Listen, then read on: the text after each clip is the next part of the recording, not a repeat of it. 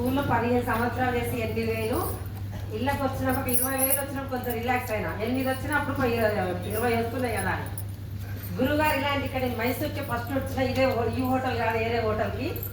అక్కడ గురుగారు సబ్జెక్ట్ విన్నాక వచ్చింది కాదు, ఈ నుంచి ఆ నుంచి వీడికి వచ్చినాం, ఈ నుంచి ఎక్కడ అంటే మళ్ళీ ఆ నుంచి అక్కడ పోయి వర్క్ చేస్తే అలా ఇక్కడ మైసూర్కి వచ్చి ట్రైనింగ్ కింద లీడర్లకు చేసినప్పుడల్లా పెరుగుకుంటూ 3,60,000 వరకు ఆగింది. తర్వాత 4,20,000 వచ్చినప్పుడు గౌతమ్ బాలి సార్ హైదరాబాద్లో మీటింగ్ పెట్టినప్పుడు ఇని రవి సార్ది మంచిగా నాది వీడియో వచ్చింది. మళ్ళీ ఇట్లా గౌతమ్ బాలి సార్ వచ్చినప్పుడు నా పేరు గుర్తుపడుతున్న నా చెక్ ఇలా ఉండొద్దు, చెయ్యాలి. మళ్ళీ హైదరాబాద్ వచ్చినప్పుడు నాకు చెక్ ఇంప్రూవ్ కావాలనుకున్నా. 5 లక్షల తక్కువ, 5,000 తక్కువ 5 లక్షలు వచ్చింది.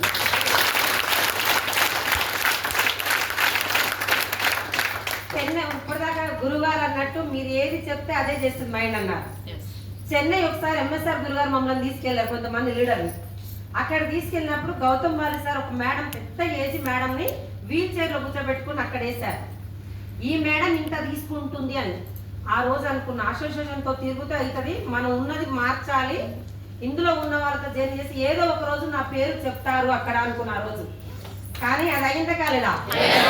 ఇప్పటిదాకా శ్రీలత మేడం వచ్చినట్టు చెప్పినట్టు నేను కూడా అదే ప్రాక్టీస్ చేయంగా రాయి మొత్తం గుండ్రాయి లాగా అయ్యి ఇట్లా డొలుపుకుంటూ పోయి పైకి వెళ్ళినాక ఫోన్ పే ఓపెన్ చేస్తే లక్షలు ఉంటున్నాయి, 3-4 లక్షలు. 8,000 ఆయమ్మకి 3-4 లక్షలు, గ్రేటా కదా?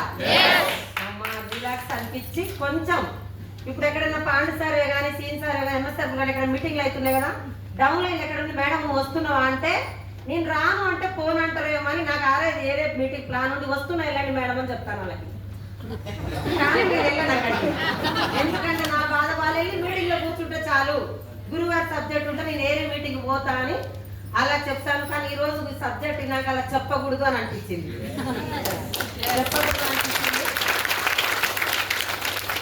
ఇంకొకటి ఊర్లో కూడా చాలా మంది ఇందులో ఇంత చెక్ వస్తుంది, చేంజ్ కావాలని అందరూ అంటారు. ఇక్కడికి వచ్చినప్పుడల్లా ఒక ప్లాట్ కొన్నా, మళ్ళీ తర్వాత 22 లక్షలు ఒక ప్లాట్ కొన్నా, చాలా మంది లక్షలు వస్తుంది కానీ ఏం చేంజ్ అయింది, నామలో ఏం చేంజ్ కాలేదు, ఊర్లో అవమానాలు ఉంటాయా ఉండవా? ఏం ఇల్లు కూడా మారలేదు అంటే ఒకటే, ఇప్పుడు రేపు 30 తారీఖు రిజిస్ట్రేషన్ అయితే గురుగారు 1,60,00,000 పెట్టి ఇల్లు తీసుకోండి.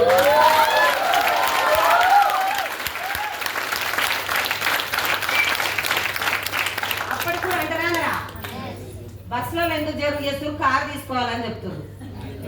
అయితే నేను ఒకటే చెప్పిన, ముందు ఇల్లు తీసుకొని గృహప్రవేశం మీ అందరు దావత్ చెప్తా, అప్పుడు వచ్చినాక కారు తీసుకుంటా అని చెప్తున్నా అందరికి. అవుతుందా కాదా? అవుతుంది. గురుగారు ఇంకోటి చెప్పారు, కింద ఎవరెవరు చేసుకున్న లీడర్లను గుర్తుపట్టి వాళ్ళ నుంచి ఫాలో చేయండి, మంచి లీడర్లు పట్టుకోమని చెప్పారు. అది నా మిస్టేక్, అది చేస్తా. 8 మంది లక్షలు తీసుకున్న లీడర్లు అయ్యారు, ఆ 8 కాస్త 50 మందిని చేయాలి డిసెంబర్ వరకు. ఇల్లు తీసుకుంటున్న ఇల్లు EMI 2 లక్షలను పెట్టుకోవాలా లేదా? మా పాపకి అంత ముందు ఎక్కడైనా కూడా గవర్నమెంట్ హాస్పిటల్ ఇల్లు కట్టేది, ఇప్పుడు మాత్రం ఎక్కడికైనా వెళ్ళాలంటే క్యాబ్ బుక్ చేసుకుని వెళ్ళి ప్రైవేట్ హాస్పిటల్లో ట్రీట్మెంట్ చేపిస్తున్నాం. ప్రెగ్నెన్సీ ఉంటాయి, దేని వల్ల అవుతుంది? ఇంకా కూడా చాలా మార్పు ఉంది. చాలా వచ్చినప్పుడల్లా కొత్త సబ్జెక్ట్ ఉంటుంది గురుగారు, వచ్చింది మళ్ళీ రిపీట్ రాదు. ఇలాంటిది 3 నెలలకు ఒకసారి కూడా ఇవ్వాలని మా టీము ప్రబోధం.